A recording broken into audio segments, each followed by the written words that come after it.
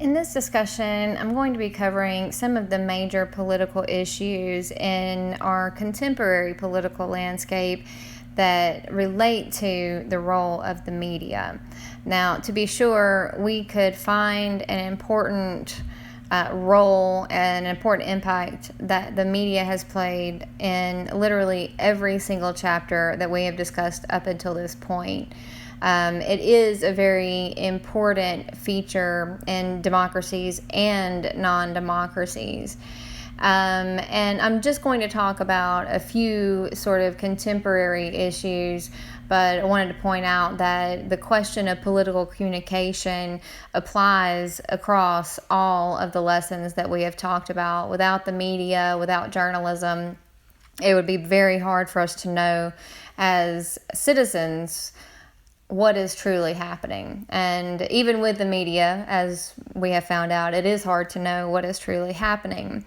But understanding these issues is really essential to being able to think critically, which is, again, one of the overarching goals of this course.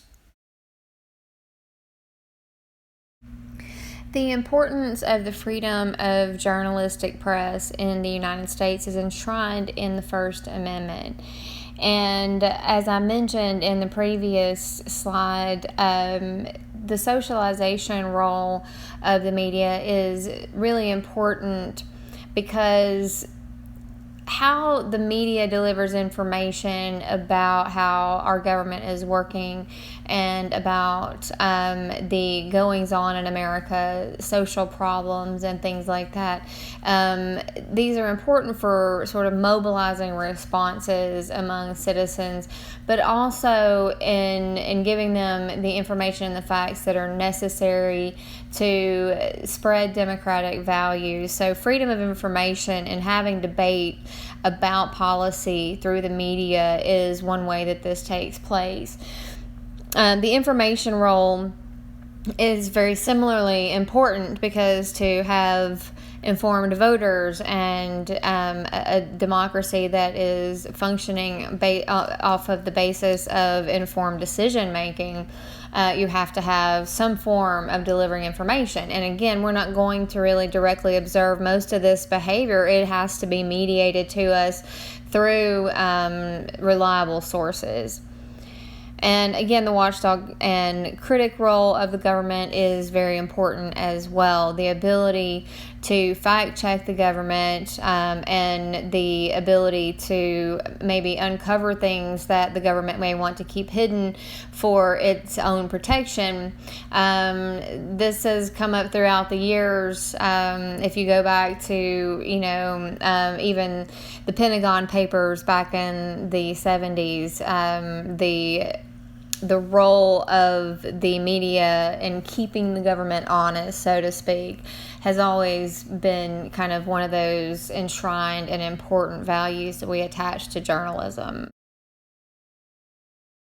But not everyone is happy with the media. Not just our news media, but the forms of media that we use for entertainment have often come under legislative fire related to issues of violence, for example, our films, our video games. There have, at least for the past 30 years, been public discussions and various forms of regulations put on media that regulates how their ratings, regulates who can watch them, what age group they're appropriate for, and so on, because of this belief that viewing violent content can possibly make a person more violent. In addition to movies and video games, the expression of violence and sexually illicit behaviors and drug use in music has also been attacked, and there have been both voluntary regulations through the music industry as well as legislation that attempted to regulate lyrics in music. And you even have Supreme Court cases, for example, against Two Live Crew in the 1990s about whether or not states could ban certain musical material.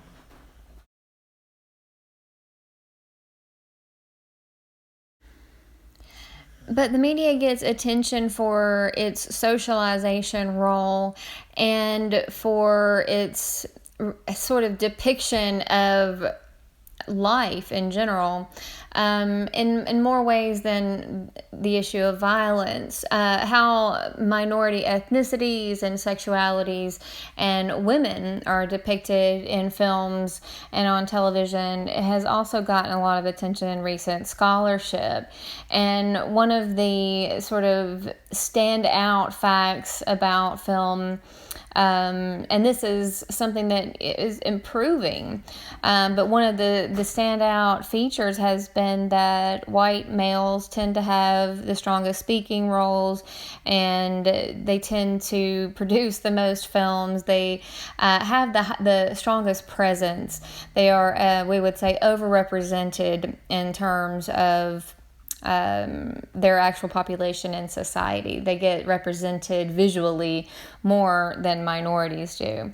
And there are a lot of discussions about how this could impact minorities and the majority ethnicity, right?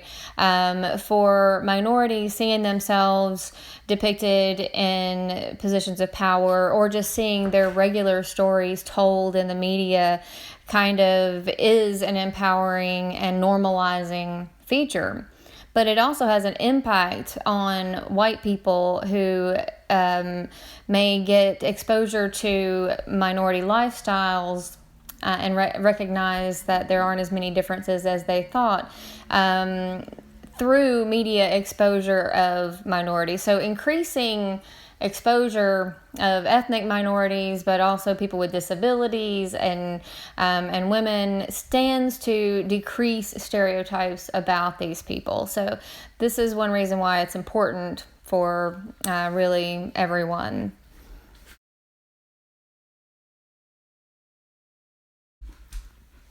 And moving beyond the realm of entertainment, who we view as authoritative on the issue of news, particularly political news, is also very revealing about our society. The majority of newscasters are white. And this is an overrepresentation and a pretty severe underrepresentation of most ethnic minorities.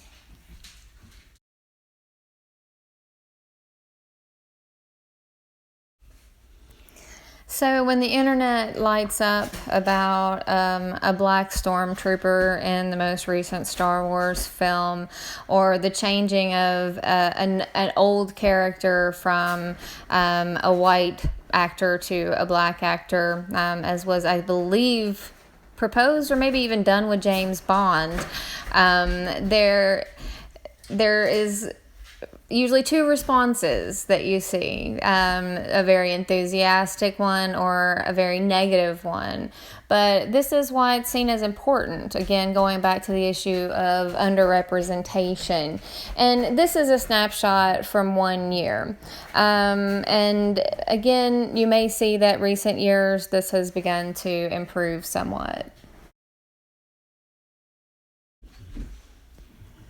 Another significant issue, which has been drawing a lot of attention since around the 1990s, is the fact that a smaller and smaller number of owners of media, the concentration of ownership has really increased over the past couple of decades, and a lot of this has to do with deregulation of telecommunication, which has happened both under Democrat and Republican leadership in the House of Representatives and the Senate.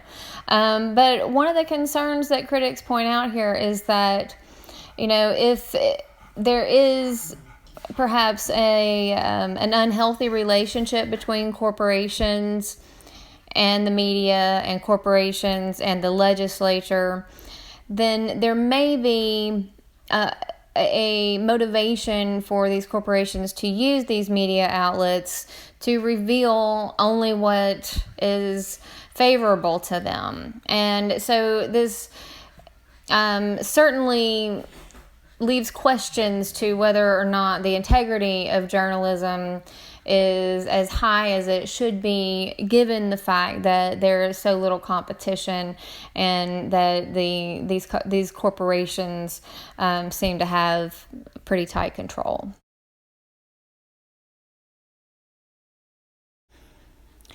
When it comes to the actual operation of political campaigns, there are a lot of concerns about the role that the media plays, and there have been some suggestions about maybe regulating this to some degree in the United States. In other countries, the role of the media is quite limited, but only in the sense that there are only usually a few weeks of campaigning that are allowed. So the role of the media gets limited in a practical way. But recently, the question and concern over misinformation, the Mueller report has revealed that the interference by Russians primarily used things like our social media accounts to spread misinformation. But there's been for a long time a concern over whether or not negative campaigns or false campaigns or campaign ads that were used to discredit or attack an opponent were a positive thing for democracy. And there's been actually a lot of research done on the effect of negative and positive campaigning. And so this is an ongoing issue. In terms of journalists and the press being able to play their role as especially international watchdogs and critics, this has become a very dangerous job. The past few years have been some of the most deadly years for journalists, and some of the most dangerous places are listed in this graphic. So being killed or imprisoned for being critical of the government or revealing information that's not necessarily favorable to the government can be a pretty dangerous career.